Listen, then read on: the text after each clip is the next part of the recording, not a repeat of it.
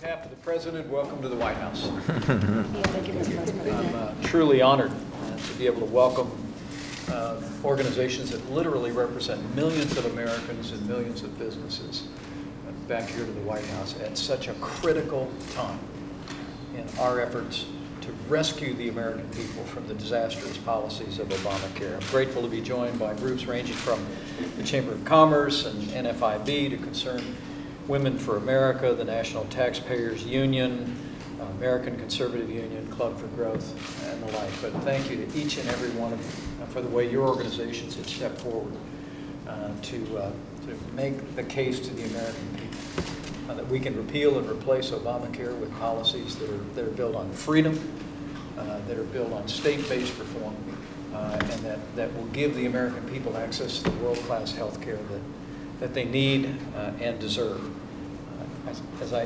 We gather today, we are just a few days away from a critical vote in the Congress, a vote to begin the debate on the repeal and replace of Obamacare. And President Trump and I are urging every member of the United States Senate to vote to begin this debate. Every one of the groups that are gathered here today, the millions that you represent, are here to speak with one voice to say to the Congress, it's time to vote. It's time to act. It's time to get on with a debate to repeal and replace Obamacare. As President Trump said, when members of the Senate gathered here at the White House just a few short days ago, inaction is not an option. And frankly, as the President said, any senator who doesn't vote to begin the debate is essentially telling the American people that they're fine with Obamacare. And that's just unacceptable, because we all know the truth. Obamacare is collapsing all across the country as we speak.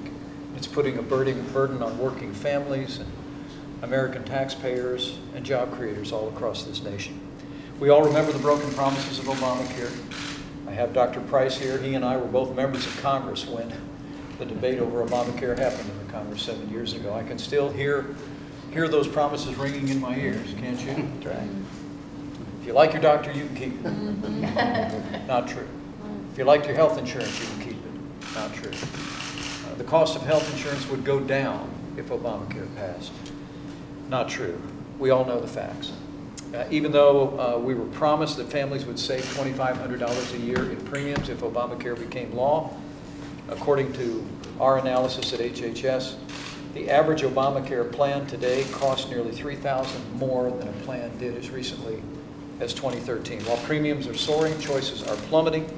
Next year, at least 40% of American counties, including 9 entire states, will have only one choice of a health insurance provider, which is essentially no choice at all. And in many jurisdictions around the country, there's not even one choice. So the time has come for Congress to act. The President and I are truly grateful to the organizations represented around here for lending your voices for working families, voices for businesses large and small, to our effort to repeal and replace Obamacare. And we just urge you in the days that remain between now and this vote early next week to reach out to people across this country and let them know that we're close. We literally are just a few votes away from beginning a debate that will repeal and replace Obamacare in the United States Senate. Congress needs to step up. Congress needs to do their job, and every member of the United States Senate should vote to begin the debate to rescue the American people from the disastrous policy of Obamacare, and we are grateful for your support. With that, I want to recognize the Secretary of Health and Human Services, Dr. Tom Price, for his thoughts on this moment. And let me just say, this is a historic moment. For 7 years, the American people have seen the broken promises of Obamacare, and we are just days away and a few short moments and just a few votes away from being able to keep a promise that every Republican in the Senate, every Republican in the House has made to the American people. And our message today, our message to each one of you and the groups that you represent is make sure the American people know that it's time for Congress to act, and it's time for the American people to let their voice be heard. There is no voice more powerful in Washington, D.C. than the voice of the American people. Tom?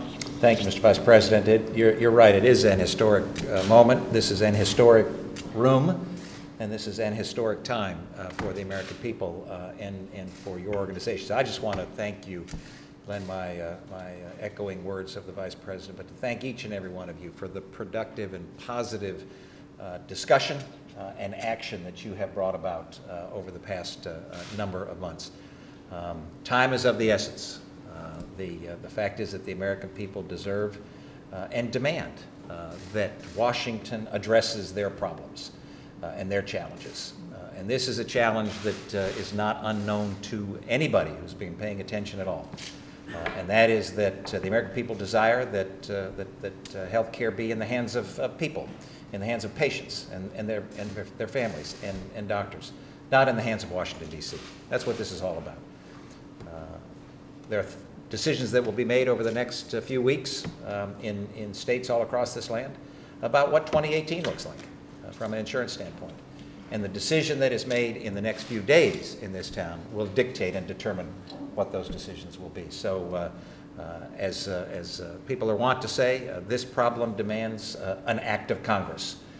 And so it's an act of Congress that must happen. And we, once again, just can't thank you all enough for being that positive and productive influence on this discussion and this debate. Thank you. Thank you, Tom. Let's send a very clear message in the days ahead that the beginning of the end of Obamacare is when Congress votes to start the debate on a bill that will repeal and replace this disastrous policy. Early next week, every Republican in the Senate will be called upon to vote to begin the debate.